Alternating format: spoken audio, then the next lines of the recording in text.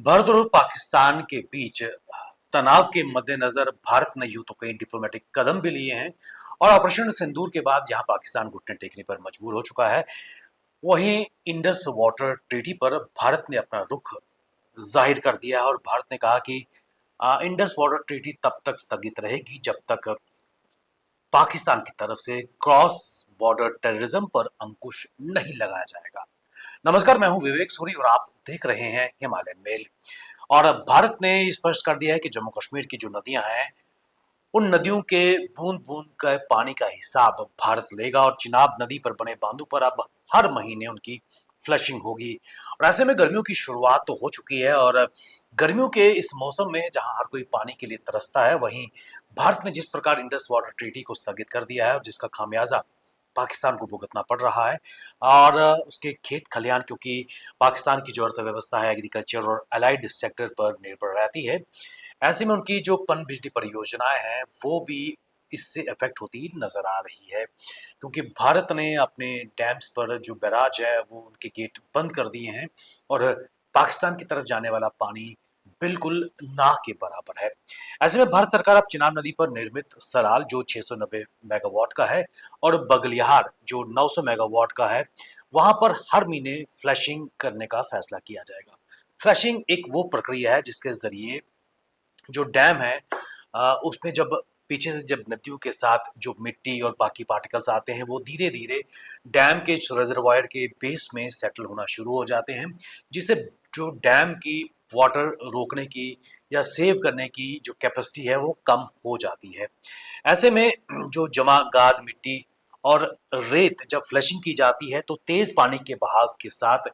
वो भी निकल जाती है और जो बांध है उसकी स्टोर कैपेसिटी बढ़ जाती है। और इससे जो टरबाइंस हैं, जो पन बिजली परियोजनाएं वहां पर काम कर रही है, उनके टरबाइन की जो क्षमता है उसमें भी काफी सुधार आता है और पावर जनरेशन भी ज्यादा होती है, जिससे प्रोडक्शन भी बढ़ जाती है। और भारत सरकार ने अब चिनाब सिंधु और झेलम नदी का जो पानी है पाकिस्तान के साथ साझा नहीं कर रही है। इसके तहत पाकिस्तान को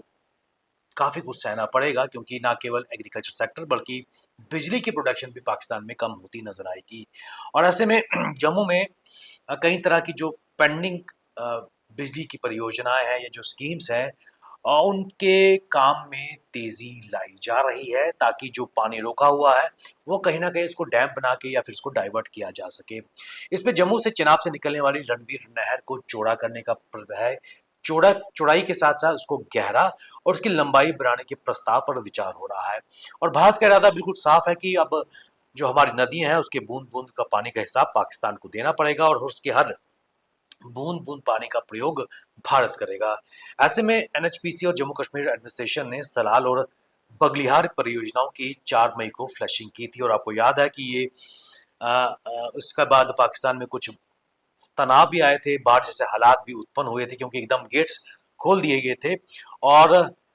इससे सलाल और बगलियार बांधों के जो रिजर्वायर्स है उसमें 7.5 मिलियन क्यूबिक मीटर अधिक की मिट्टी रेत हटाई गई थी। आपको बताते चले कि सलाल परियोजना 1987 में तैयार हुई थी और इससे पहले इससे कभी भी अच्छी तरह इसकी फ्लशिंग नहीं हुई थी। और इसी तरह 2009 में जो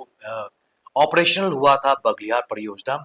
4 मई 2024 को पहली बार इसकी फ्लशिंग की गई थी और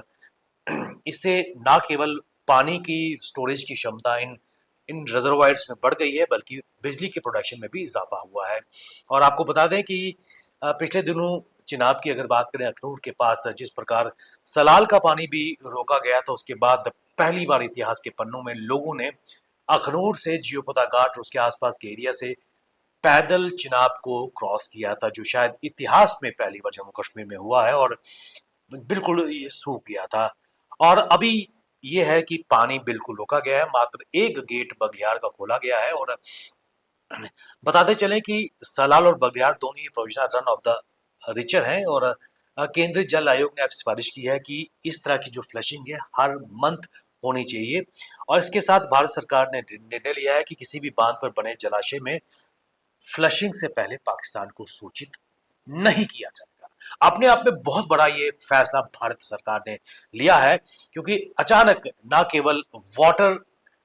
अलर्ट और वाटर से पानी का प्रहार से पाकिस्तान को धराशायी करने का प्रयास किया जा रहा है। और इसके साथ साथ चिनाब, झेलम और सिंधु नदी पर कई तरह की परियोजनाएं भी एक्टिवेट की गई हैं, जिसमें पकलरुल जो 1000 मेगावाट की है, कीरू जो 624 मेगावाट की है, क्वार्क 540 मेगावाट की है, दुलहस्ती 390 मेगावाट की और रटले 850 मेगावाट की है। इनको भी जल्दी ही पूरा करने की प्रयास किए जाएंगे। और इस संदर्भ में मुख्य सचिव अटल डुल्लू ने शुक्रवार को किश्तवाड़ का दौरा भी किया और उसके साथ साथ चिनाब नदी पर रटले और उसके साथ साथ दुलहस्ती जल विद्युत परियोजनाओं पे चल रहे कार्यों की समीक्षा की है। और ये दर्शाता है कि सरकार काफी सीरियस है कि जो पानी इंडस वाटर ट्रीटी के तहत अब पाकिस्तान नहीं जाएगा, क्योंकि भारत ने इसको स्थगित किया है, उसके बाद किस प्रकार इस पानी का यूज भारत अपने इलाके में करेगा और इसके साथ साथ किस प्रकार इसको डाइवर्ट किया जाएगा, गेनफुल यूज किया जाएगा। और सबसे बड़ी बात, जो फ्लशिंग की प्रक्रिया अब हर महीने होगी,